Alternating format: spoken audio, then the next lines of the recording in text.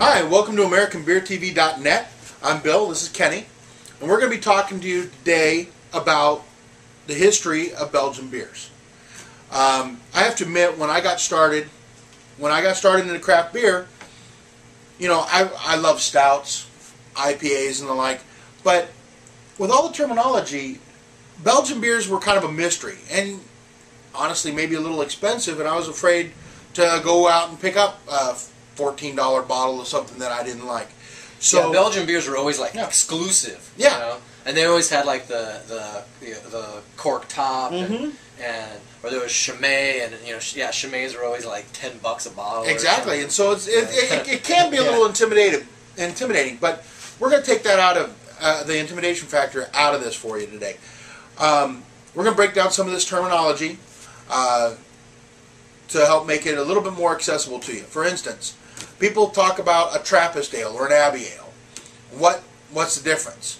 A lot of times people will use those two terms interchangeably, but they're not.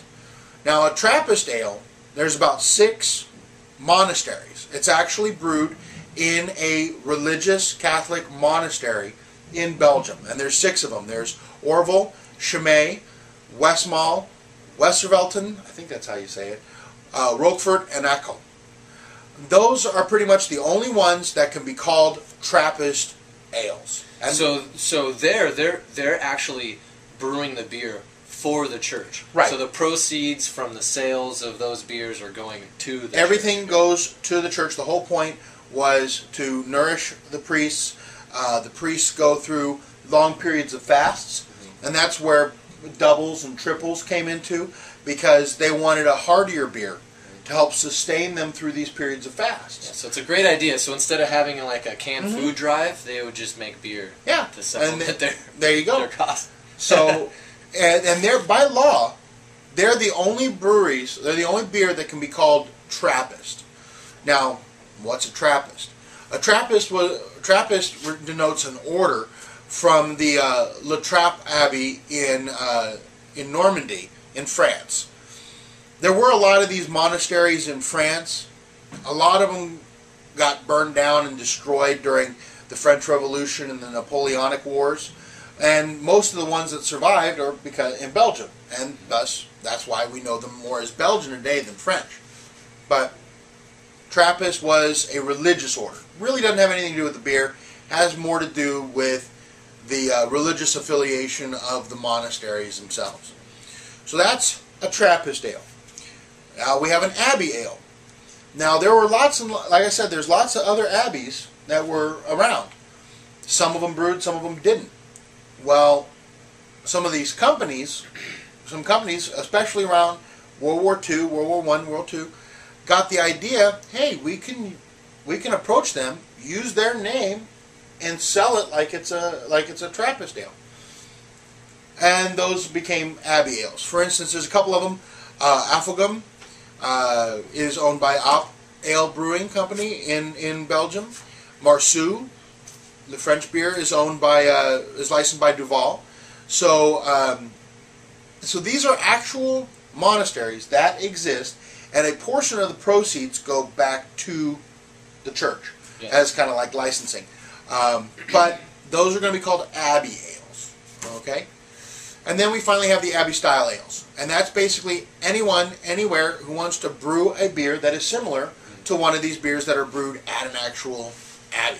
So a lot of the American beers that we get here in the States that say Abbey ale is basically, you know, an Abbey style ale. Right. So pretty much anything brewed in the States. We don't have any monasteries here yet, although they are working on one in New Mexico, believe it or not. An actual monastic order brewery in New Mexico. We'll bring you more details on that as it develops. But for the time being, everything here in America is going to be an Abbey style ale. Right. And that begs the question. I know when I was getting into this, it's like, why is the church involved with brewing beer? I mean, didn't the temperance movement and all the stuff, prohibition, wasn't that all based on, you know, church going? Yeah, but back then that's all they drank was beer. Beer was better than water. Exactly. Because the plague and all that stuff. Yeah, actually, Saint Benedict excuse me, St. Arnold. St. Arnold, right. St. Arnold was the one who got his sainthood from telling people, hey, drink beer instead of drinking water because at least we boiled it. So actually helped a lot of people's health out that way. So also there was a very supernatural aspect to brewing beer. You know, you put this stuff in a pot and then it starts to boil all on its own. If you've ever seen a fermenting vessel, you know it looks like it's boiling all on its own. And how does that happen? It's either magic or it's from God. It's a miracle. They didn't have the knowledge of the yeast just yet. Right. And since we all know that beer is good, they would much rather it be from God than be from the devil. Right. So so there's that aspect to it. There's a supernatural aspect. Priests have been involved with brewing since. Yeah, and the common people would look at those priests and the monks as like saviors. They're like, they would bring this beer in, and everyone would drink this beer, and it actually, it would cure a lot of sicknesses. Because I mean, beer really is good for you in moderation. I mean, it really is. It helps, your blood. It helps, it helps your digestive. Antioxidants. Antioxidants. A lot of that really is good for your system, and it's good for your soul too. A lot of turmoil going on. People could sit and talk over a beer. A lot. There's a whole lot going on, and so the people would look at the monks as like kind of saviors. As you're coming in, you're bringing in this great ale or whatever they were bringing in, and they were thanking them for that. Exactly. They would go and help out and tithe to the church and buy it from the church and all kinds of stuff. And so it was also a good moneymaker for the church. But also, there was a Saint Benedict, back in 489. I think that's when he was born. So it was probably like 5-something. He basically decreed that a monastic order needed to be able to create everything they needed. They needed to be able to make their own clothes. They needed to be able to make their own food. They needed to be able to make their own wine that they would use for their ceremonies. Well, some of them couldn't make wine. I mean, if you're off up in England or whatever, region. Yeah, you can't really grow grapes. But everybody can make beer. So some of them had to import some of the wine, and they used beer as a substitute. So there's lots of good, really detailed reasons why the church got into beer.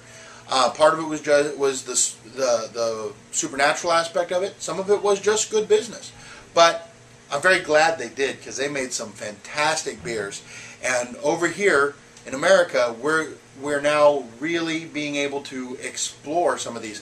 People like the brewery, Ommegang, Goose Island, are really bringing some amazingly new twists and turns on these traditional 100-year-old beers. Yeah, I see it as American brewers have fought really hard, and we're all getting on board the craft beer scene, and we're getting used to all these different breweries lining up, and I think these brewers are all kind of joining forces, and they're saying, we need to really take a step back in history, and let's really start nitpicking these beers, and let's make the real deal. Let's make some really rustic ales. Let's make some true pilsners.